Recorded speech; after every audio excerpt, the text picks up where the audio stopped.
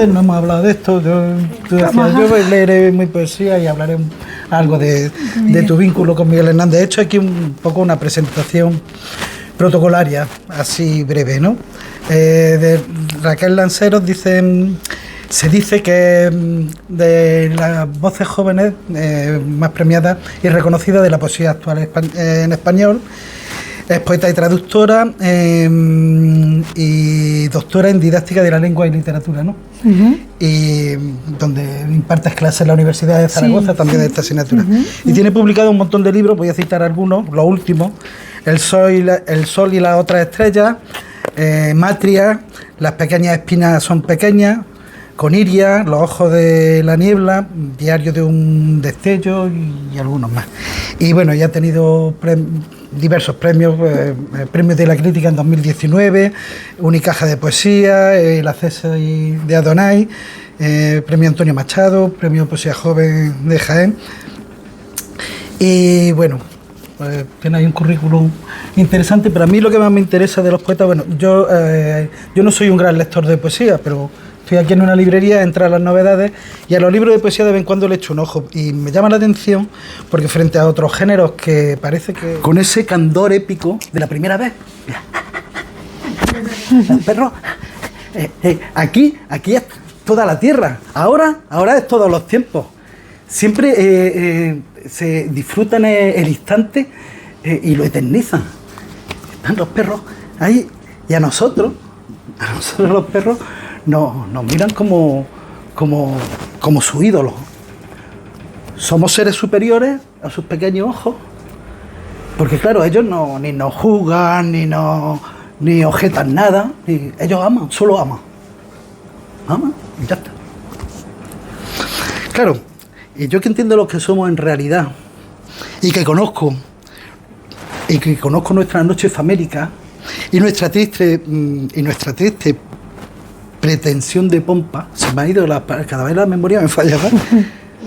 Siento ante el aluvión de su lealtad tanta gratitud como sonrojo. Bueno, es un poema En cada lugar de la geografía de este país y por extensión del mundo, las personas que apuestan por los libros en 2025, y podemos retrotraernos más, pero ya que estamos instalados en nuestro tiempo, son personas que tienen en general una coincidencia casi de activismo a favor de la cultura, a favor del conocimiento, a favor también de la expresión de libertad, ¿no? Y de autocrítica y de libre pensamiento que significan los libros. Entonces yo cuando me llega una invitación, en este caso por doble vía sentimental, ¿no? Primero por Miguel Hernández, que obviamente significa mucho para todos los que amamos la poesía. No hay nadie que emprenda esta osadía de escribir poesía si no fuera por una gran admiración a todos los poetas y las poetas que lo han precedido. Esto es evidente. Y luego, por otro lado, la librería. Una librería que además se llama Entre Libros. Y entonces todo esto a mí me resonó pues con todo ese concepto que yo tengo de lealtad, ¿no? Y de tener que devolver también el favor que personas como nuestros tres amigos hacen a la sociedad. Linares, esta zona, sobre todo la zona de Cazorla, la Sierra de Cazorla, en mi biografía también juega un papel muy peculiar que también hizo que esta invitación no la pudiera rechazar. Y yo hace muchos años, por motivos personales, sentimentales, venía mucho a Cazorla y entonces aprendí un poco de alguna manera a amar una tierra que es muy distinta por orografía, pero también por cultivos, por paisaje. Decía Julio Llamazares, a quien he visto hace poco en la Feria del Libro de Madrid, y somos amigos hace años, y yo me crié en León desde los 6 años hasta los 23, entonces compartimos de alguna forma Matria chica, ahora iremos a Matria.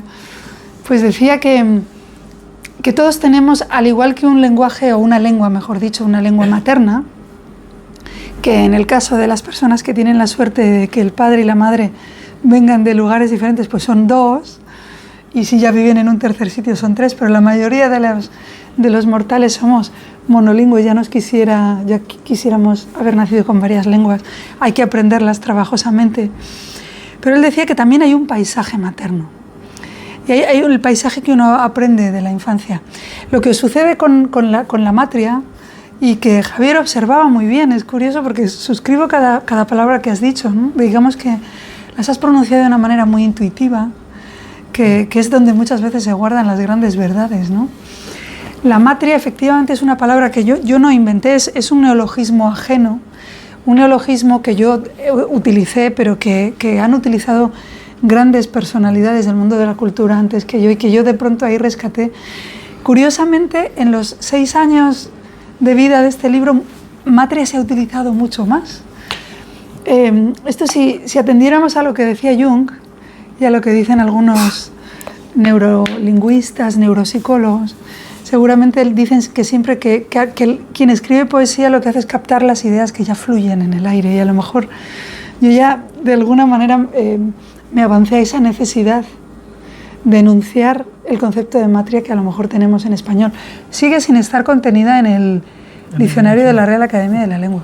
Pero yo creo que es cuestión de tiempo, porque, por ejemplo, en otras lenguas, yo convivo con un alemán, por ejemplo, y claro, hablamos mucho en alemán. En alemán hay una palabra que es Mutterland, es la patria de la madre, es la matria. Y es diferente a Vaterland, que también existe, que es la patria del padre. Es como que existe una patria y una matria, ¿no? En inglés también hay Fatherland y Motherland. En español yo les puedo poner algunos ejemplos y luego nos vamos al último libro y a Miguel Hernández, y a darle las gracias a José, que ha hecho un discurso, una introducción muy jugosa, bajo mi punto de vista.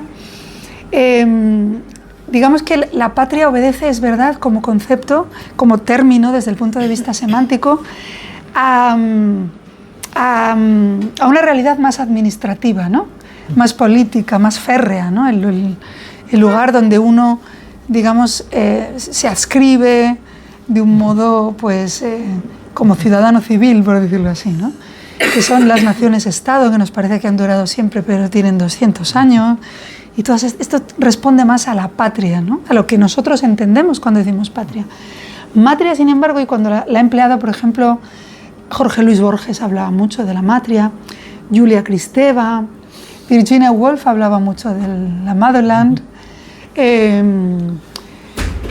Miguel de Unamuno seguramente hablaba de la matria vasca para explicar su adscripción a unos orígenes.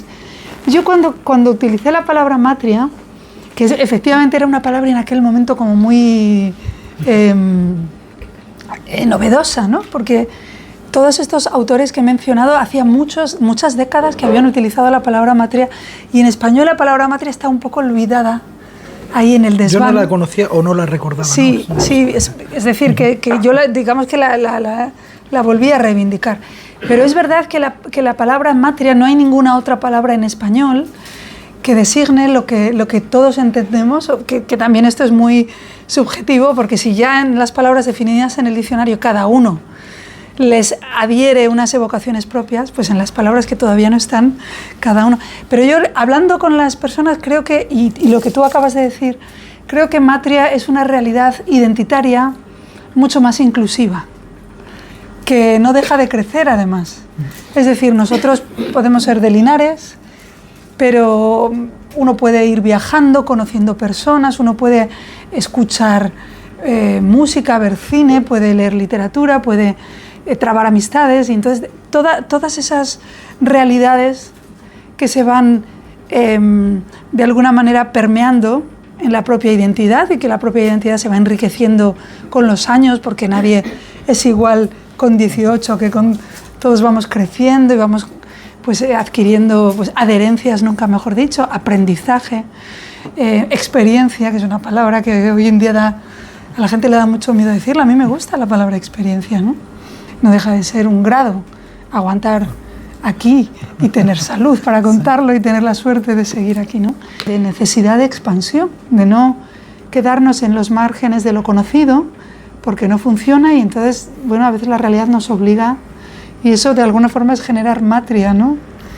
Y no quedarnos en, bueno, pues como mi padre hizo esto, yo hago esto, que son conceptos como más medievales, ¿no? Y predeterministas. Y el caso es que hoy, José, ahora vamos a polémicas y había gente más consagrada que criticaba el fenómeno. Sí, bueno. Y yo, sin embargo, siempre que me preguntaban, decía lo mismo que digo ahora, que es que bienvenido sea cualquier impulso poético de la magnitud o del orden que sea, porque luego lo que está diciendo Javier es cierto, hay gente que se queda y hay gente que pasa de esta poesía a leer a Wisława Szymborska, y con que pasen 2 o 3 o 10 o 10.000 sí, es una puerta de entrada. Yo ahora mismo te decía que a la librería viene muchísima gente joven, fundamentalmente a novelas románticas y tal. Hay también clichés de libros que se venden y se venden como rosquilla y tal, pero es una puerta de entrada. Hay gente que luego se abrirá a otras cosas, no se quedará en el fenómeno de moda. Vamos, siempre ha sido así un poco. Desde la librería lo ves, luego los clientes que perduran. Hay mucha gente que se va cayendo, se queda en el fenómeno o en la moda, pero luego se crean lectores a partir de esa. Y el de la poesía fue muy llamativo, porque no te imaginabas eso en un instituto, vender 100, 200 libros de poesía, no sé, una cosa. Sí, sí, y sí que ha permanecido, de alguna manera. Es verdad que el boom como tal pues se ha desinflado, pero el acercamiento de la gente joven, incluso de los que han venido detrás, que a lo mejor ya no saben de ese boom porque son muy jóvenes, claro, pero el acercamiento a la poesía yo creo que permanece. Yo lo veo en las ferias del libro. Y es lógico, por otro lado. Nosotros cuando contamos cuentos en institutos, es muy interesante el empezar a contar un cuento y te estás mirando con el de la librería que viene a hablar de libros, me va a contar un cuento, ¿no? Entonces, cuando se dan cuenta de que estás hablando de lo que les pasa a ellos, de estar hablándole de ellos, cambia de pronto. Hay un momento que se hace un silencio, hay un cambio de pronto. Esto me interesa, ¿no? Y en la poesía yo creo que en la adolescencia, donde las emociones tienen tanto poder y te hacen tanto daño, pues es necesaria en un momento dado el encontrarse con eso. Yo creo que es casi una necesidad, y el que haya algo que le despierte el interés es muy interesante, ¿no? Fíjate, Paul Valéry, ahora que dices esto de la adolescencia, Paul Valéry decía que la poesía, lo ha dicho muy bien José, ha dicho, la poesía no es un jueguecito de poner palabras que suenan bien, es una cosa muy seria, es una cosa milenaria, es una cosa, yo creo que casi de especie. Paul Valéry decía que con la poesía había 2 tipos de personas: los que la amaban apasionadamente y los que la amaban igual de apasionadamente pero todavía no se habían dado cuenta, y en algún momento se darían, porque hablas tú de la adolescencia. Claro, en la adolescencia todo este cambio hormonal que nos sucede a todos y bueno, y el afán amoroso que nos inunda y que con un poco de suerte no nos abandona tan fácilmente, porque es una desgracia que abandone ese impulso, por mucho que nos haga sufrir también nos. Pero esto hace que de pronto pues, se vean más proclives a leer libros de poesía, ¿no? Que son de alguna manera sintetizadores de emociones, pero también de pensamientos, ¿no? Pero es verdad que la poesía es posiblemente de todas los géneros literarios, evidentemente el más antiguo, el que comienza en la oralidad de todas las culturas del mundo. Y mira que es difícil hacer afirmaciones categóricas alrededor de la poesía, que ya dijo muy bien Octavio Paz, que era hija del azar y fruto del cálculo, es decir, combina opuestos constantemente. Pero aquí sí podemos afirmarlo: todas las culturas del planeta son culturas poéticas, han comenzado por la poesía. Tiene una vinculación muy estrecha con la danza, con la invocación, con el estar arremolinados alrededor de la hoguera intentando sobrevivir, con la transmisión de un conocimiento que gracias o merced a todas no solamente la rima, que es muy obvia y que en Occidente ya casi hace 150 años que se ha extinguido con las vanguardias, ¿no? Que en otros lugares del mundo permanece, sino merced a todas las figuras literarias que se combinan, pues tiene una potencia mnemotécnica que hace que la transmisión de conocimiento sea muy directa Y claro, nosotros tenemos escritura desde hace 5.400 años que tengamos vestigios, pero la especie humana es mucho más antigua. De pronto, la poesía significaba muchas cosas. La poesía significa la manera de sintetizar grandes teorías de conocimiento. Y eso, cuando de pronto leemos un poema y decimos, wow, yo soy este, ¿no? Eso sucede con la poesía de una forma, porque además la poesía tampoco es comunicativa desde el punto de vista de la mera información. La poesía es resonancia, es intuición, es evocación, de manera que la comunicación es muy amplia, no es solo intelectiva ni cognoscitiva, es también inconsciente. Y esto todo hace que sea un mecanismo muy complejo y muy sofisticado de comunicación humana, que además de alguna forma también juega con el lenguaje, es metalingüística, es generar nuevos significados en virtud de ser capaces de ordenar el lenguaje de una manera nueva, como decía Lorca, ¿no? Dos palabras que uno nunca pensó que pudieran estar asociadas. Y le hablaba del léxico, pero se puede hacer extensión. De manera que lo de la poesía es una cuestión mucho más compleja de lo que parece. Y curiosamente los niños llevan dentro de ellos esta especie de intuición. Por ejemplo, ¿qué niño o qué niña ha creído a pies juntillas, de manera comunicativa, que comeremos ensalada era algo que se iba a producir de verdad? Todos saben que no van a comer ensalada, y ni las naranjitas ni los limones. Todos saben que están en una especie de trance colectivo a través del lenguaje que genera otras realidades, otra representación de la realidad. Esto lo llamaba Rubén Darío, a quien llaman el padre de la poesía en español moderna, poner la proa hacia la otra orilla. Porque la poesía nos interpela no exactamente desde esta orilla, desde estas coordenadas espaciotemporales en las que hoy es... ¿Qué soy? 16 de junio. Voy a meter la pata todavía porque yo llevo una vida que... Bueno, sé que es lunes. Mi hijo pequeño y el colegio me ubica espaciotemporalmente, pero hoy es 16 de junio, el tren ha llegado tarde, son las 8:30. La poesía nos habla de un no tiempo y de un no lugar, porque además en la poesía tampoco hay patrias, naciones tal como tales, sino que primero hay lenguas y después hay hermandades de especie, ¿no? A las personas que dicen, una es la de Antonio Machado, que es el exilio y posterior muerte, otra es la de Lorca, que es el asesinato, y otra es la de Miguel Hernández, que es el encierro en la cárcel y empujón hacia la desaparición, vamos a decirlo de una forma eufemística, ¿no? Si fueran tan inocuos los poetas no tendría tanto peligro escribir poesía, pero la cosa es que lo tiene, y no solo en España, lo tiene, vamos, por todo el mundo, y vemos represaliados de la poesía, poetas a los que se les hace callar, poetas a los que se les hace desaparecer físicamente, a los que se asesina, a los que se condena al ostracismo, a los que se relega, a los que se les aparta de la vida pública, ¿no? Yo ahora he estado haciendo para la biblioteca virtual Miguel de Cervantes una página de Ángela Figuera. Ángela Figuera, por ejemplo, pues ya no se le dejaba ejercer, ¿no? Entonces hay muchas formas de... Pero es curioso porque los poetas, esto es una cuestión muy repetida, y es que la poesía se alía muy difícilmente con el poder. La poesía no sabe de servidumbres, la poesía no sabe de normas, de dogmas. De hecho, nace en las afueras siempre. Uno puede querer conciliar ambas, pero la poesía, que es soberana y está por encima de nosotros y no le pertenece a nadie, se va. Si uno la quiere encerrar en la habitación, ella salta por la ventana. Entonces Pepe Hierro decía, la poesía se escribe cuando ella quiere. La poesía es soberana, es cierto. La poesía no es... Yo hay veces que oigo a los novelistas, y esto no es evidentemente ninguna crítica, porque yo adoro la narrativa y la literatura en general y admiro a todo el que la practica, ¿no?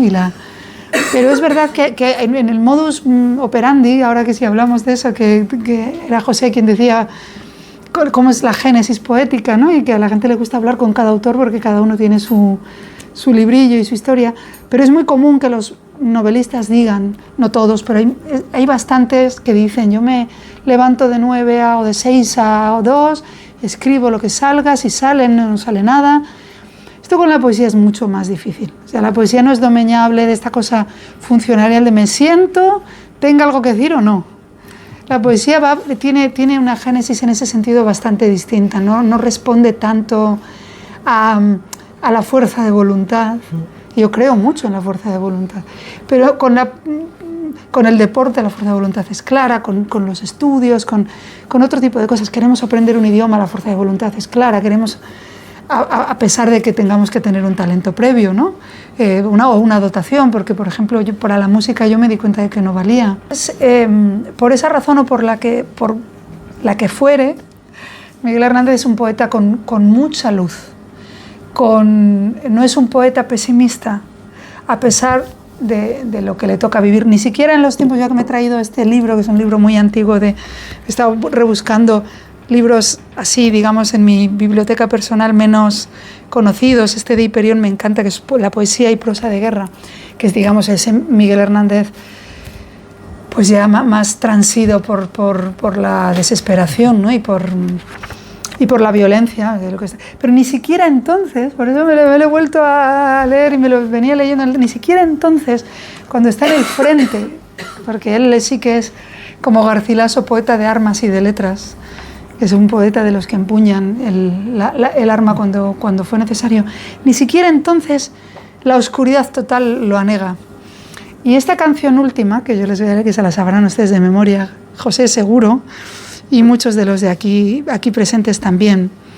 He traído muchos versos, muchos poemas, pero este lo quiero recalcar porque me parece que resume el espíritu de Miguel Hernández, o el espíritu que yo capto de Miguel Hernández, que cada lector y en cada momento de la vida captará uno diferente, ¿no? Pero lo que para mí es Miguel Hernández en esta canción última está muy reflejado, en el sentido de la lucha que no cede a la oscuridad. Pintada no vacía, pintada está mi casa, del color de las grandes pasiones y desgracias. Regresará del llanto a donde fue llevada, con su desierta mesa, con su ruinosa cama. Florecerán los versos sobre las almohadas, y en torno de los cuerpos elevará la sábana, su intensa enredadera, nocturna, perfumada. El odio se amortigua detrás de la ventana. Será la garra suave. Dejadme la esperanza. Esto es un templo a la resistencia y a la luz, pese a lo que pese.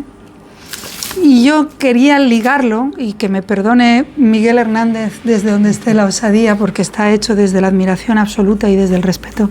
Quería ligarlo con este poema que se titula Invocación, y que cuando lo escribí no estaba pensando exactamente en Miguel Hernández, pero obviamente todos los poetas que amamos y que hemos leído están constantemente resonando en nosotros.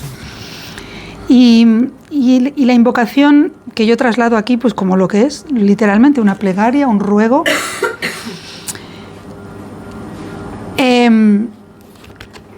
para que el tiempo y las circunstancias tengan misericordia de nosotros, o por lo menos alarguen la misericordia lo máximo posible. Que no crezca jamás en mis entrañas esa calma aparente llamada escepticismo. Huya yo del resabio, del cinismo, de la imparcialidad de hombros encogidos. Crea yo siempre en la vida, crea yo siempre en las mil infinitas posibilidades. Engáñenme los cantos de sirena, tenga mi alma siempre un pellizco de ingenua. Que nunca se parezca mi epidermis a la piel de un paquidermo inconmovible, helado. Lloré yo todavía por sueños imposibles, por amores prohibidos, por fantasías de niña hechas añicos. Huya yo del realismo encorsetado. Consérvense en mis labios las canciones, muchas y muy ruidosas y con muchos acordes, por si vinieran tiempos de silencio. Y cuando decimos amor no sabemos muy bien qué estamos diciendo. La palabra amor ha sufrido también una simplificación argumental, ¿no? Y hoy en día decimos amor y nos imaginamos casi el ramo de flores y la cena de San Valentín. Pero obviamente amor, ¿qué quiere decir amor? ¿Y cuántas caras tiene el amor, ¿no? Porque el amor carnal, erótico, sentimental, pero está el amor filial, el amor maternal, que sin él aquí no estaríamos.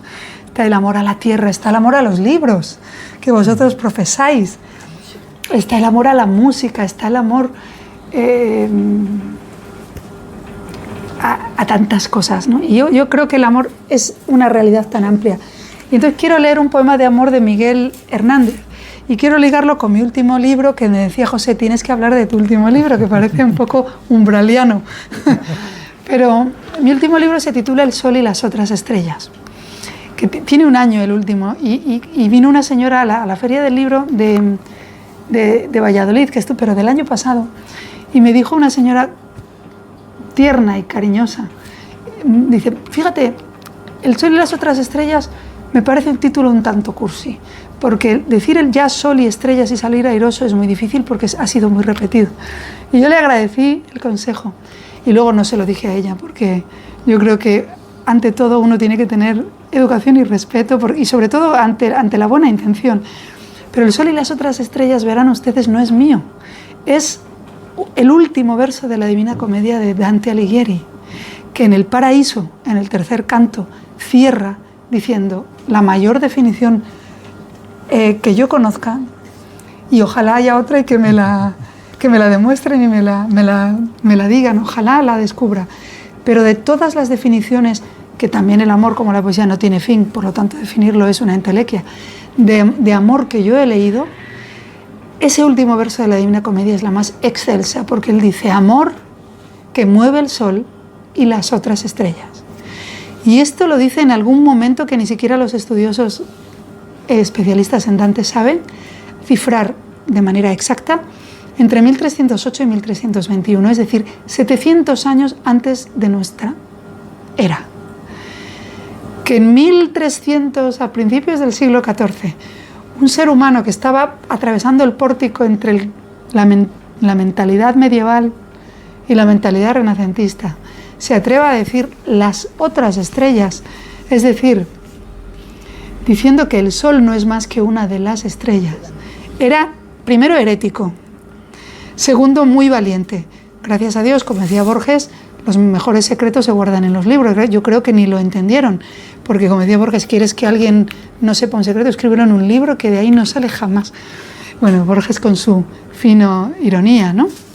Y casi sarcasmo. El caso es que amor, eso ya por el lado científico del conocimiento, las otras estrellas. El Sol es una estrella y nosotros seguramente no estamos en el centro del universo, en un momento en que estaban desplazando a Dios y poniendo al ser humano, ¿no?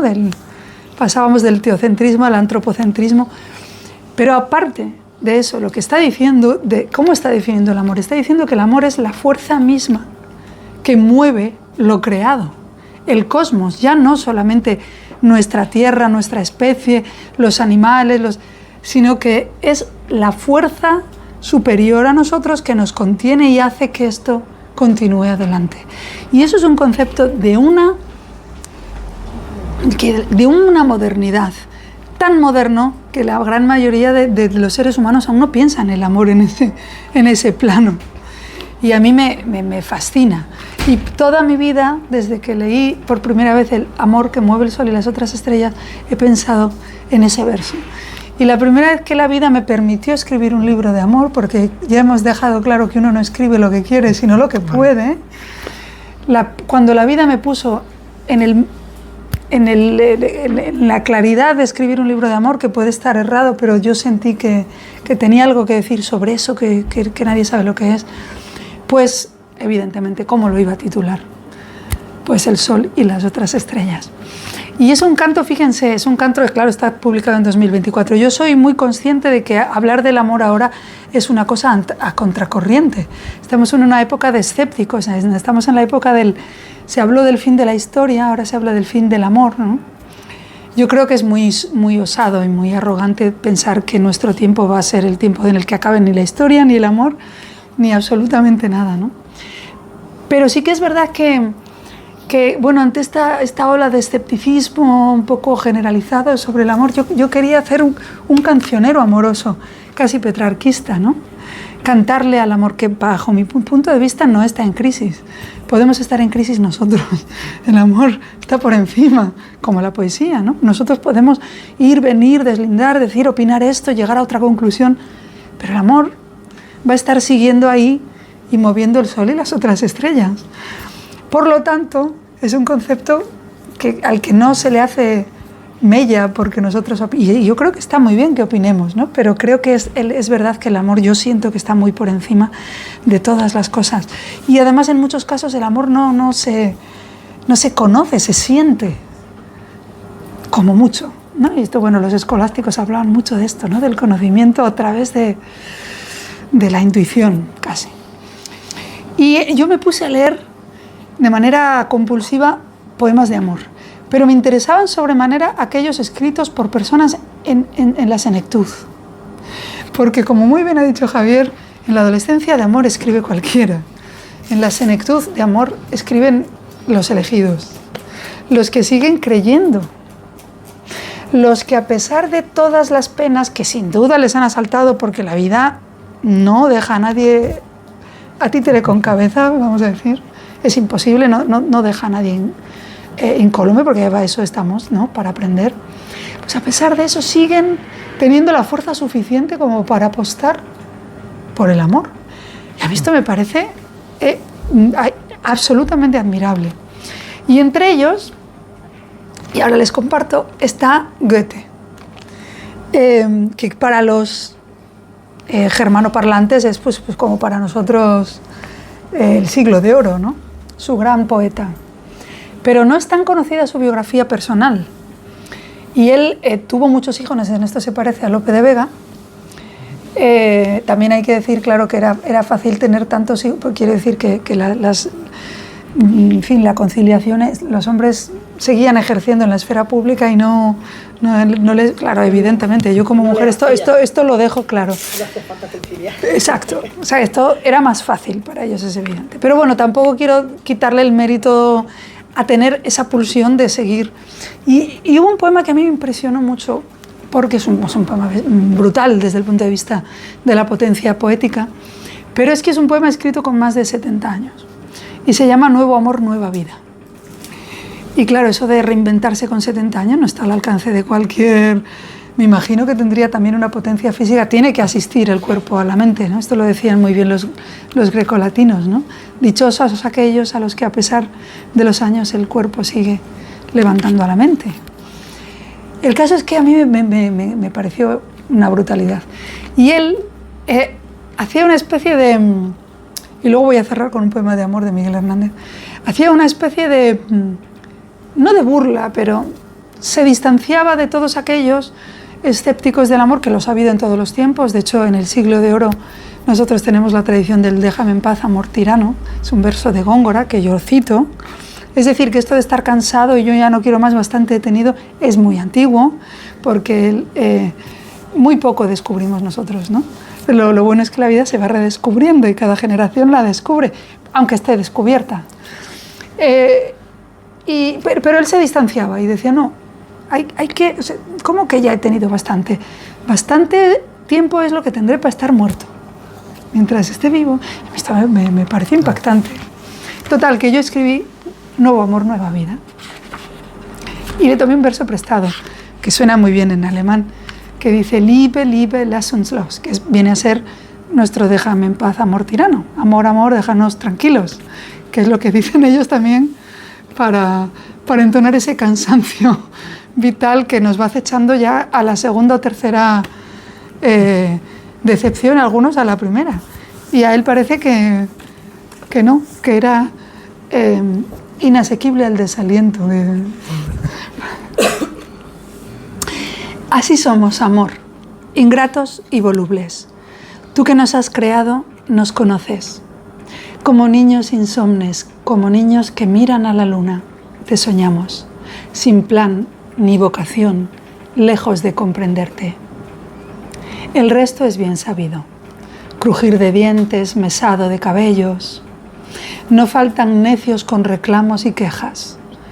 Déjame en paz, amor tirano, en mala hora retírate. Liebe, lass uns los. Que solo te merecen los valientes, los cándidos, los puros. Nadie podrá negarlo. Que nublas, que enloqueces, ¿quién lo ignora? Y sin embargo, qué suerte ser amado. Y amar, Dios mío, qué suerte.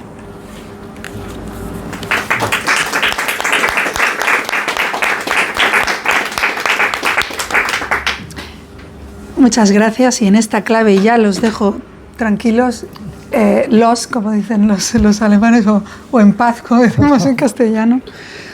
Vamos a entonar un poema de amor de Miguel Hernández, uno muy breve, muy conocido, que yo en su día me impresionó mucho porque tuve una época que enseñaba español en Estados Unidos, y como era un poema breve, muy sencillo, léxicamente se lo enseñaba a los alumnos que casi no sabían español, y claro, se generó una especie de milagro poético porque se emocionaron a través de una lengua que apenas conocían, ¿no? Que es lo que pasa con Tristes guerras, de cancionero y romancero de ausencias. Tristes guerras, si no es amor la empresa. Tristes, tristes, tristes armas, si no son las palabras. Tristes, tristes, tristes hombres, si no mueren de amores. Tristes, tristes.